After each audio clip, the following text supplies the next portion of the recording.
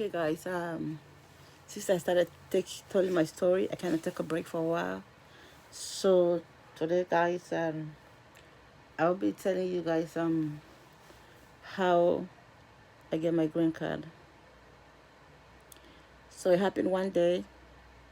My husband, he always, like I said, go out every weekend. Took my car, break it, and he said that's his car. So one day he wanted to go out, and I said no. So because I didn't have my green card, I ended up registering the car in his name. So I was driving with my international driver license from Nigeria. So when I tell my husband don't take the car, he called the police for me. So when he called the police, and then he told the police that I didn't have my green card. So when he told the police I didn't have my green card, the police was like, "Well, that's not why they're here. They get called to this house because they want to know what's going on."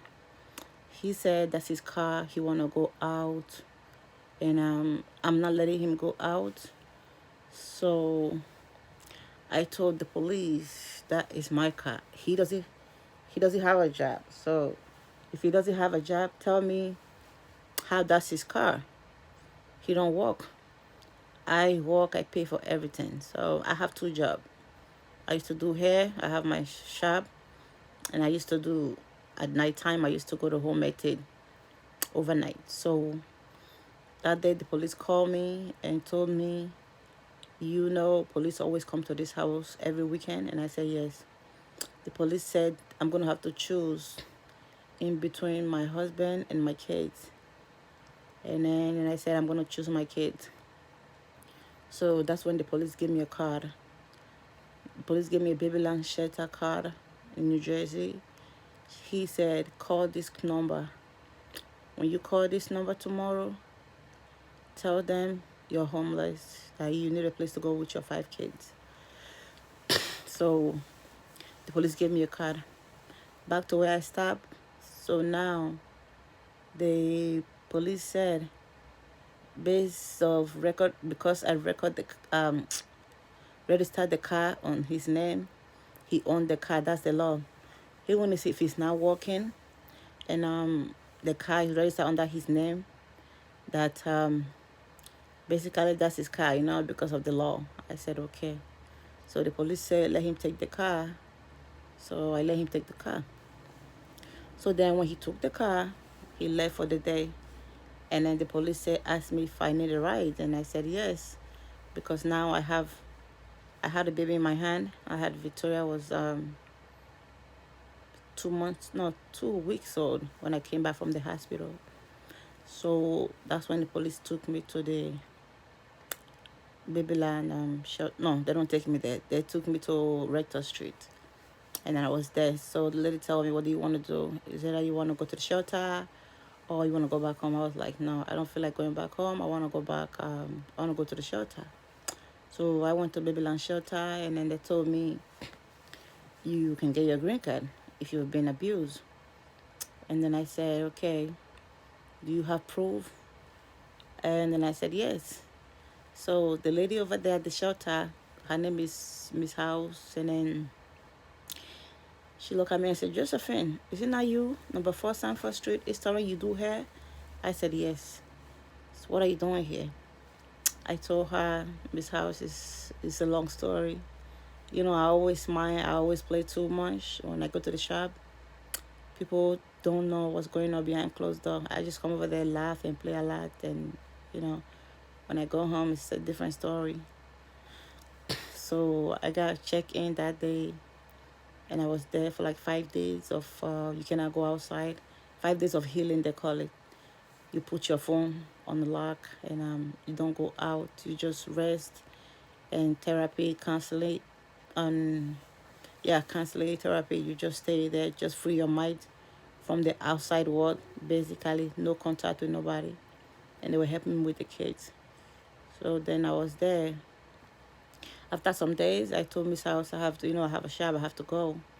She was like, yeah, I understand, Josephine. You can't you come here to get help. The help you're gonna get. You don't want your kids growing up like this, and thinking it's okay for the man to abuse you. Every weekend he always go out. So when I give them my police report, when they pull my husband name, and then when they see, I've called for the past how many years, I've called the police to my house every Friday, and to a point, come to a point where my number was registered to the historic department, and when I call, they just know uh, domestic violence abuse. So I was there. They were able to help me, get me session aid, no, get me TRA for 1 year, and then I was there for about a year, and then in and out. Forgive him, come back, he'll leave. So after 1 year, TRO is for 1 year. After 1 year, you're on your own, so you gotta move again. So that's when I pick up and move again, and then I started going to the shop. So now, one day I was outside in front of the shop, my shop, and the lady passed by me. The lawyer, Gertrude, I know her. That's her name. She's a very good lawyer. So I didn't even know she was a lawyer. She passed by me, and I was on the phone, and I think I asked her if she wanted to get her hair done. She just came inside the shop. I don't remember how that part went. So she came inside, and then she was like, oh, she wanted to get her hair done. I was like, okay, so what do you want to get done? We started talking about hair. So how I started talking about hair to how she started telling me, oh, I'm a lawyer. I was like, oh, you're a lawyer? I said, okay, fine. What kind of lawyer are you? She said, I'm an immigration lawyer. I do domestic violence case, any kind of case that had to do with green card or, any immigration case I do. I was like, okay, well, I know I'm not qualified for a green card because I didn't come with a visa. I came here illegally. That's what they say. If you don't come with a visa, you are not legal. You came illegally. So I was like, okay. So she gave me a business card. If I know somebody who is need immigration service, I should let her know. So then I did her hair, and then she left. So when she left, and I kept her business card with me, so I was thinking about it. So the baby loan shelter still was trying to help me. So when it was trying to help me, their process was it's called the U visa and the VAWA case. It's 2 cases. Their process, because it was now like non-paid lawyer, it was gonna take a long time. So I decided to talk to my brother about it and see. So those was gonna help, but it was gonna take a long time. Then when you get your own private lawyer, it will be like much faster for you. So that's when I started talking to Babylon. They started the process, and I was like, maybe I should talk to this lawyer and see if she can really help me. So the lawyer came back again. I think she brought her kids to do their hair. So I said, when you come back next time, I would like to talk to you, okay? And then she said, okay. So then she came back, and I was like, okay, we can talk now. So when I started talking to her, she said, what I'm telling you now is just started from joke to be real. So this is going to be like a 10 minutes video.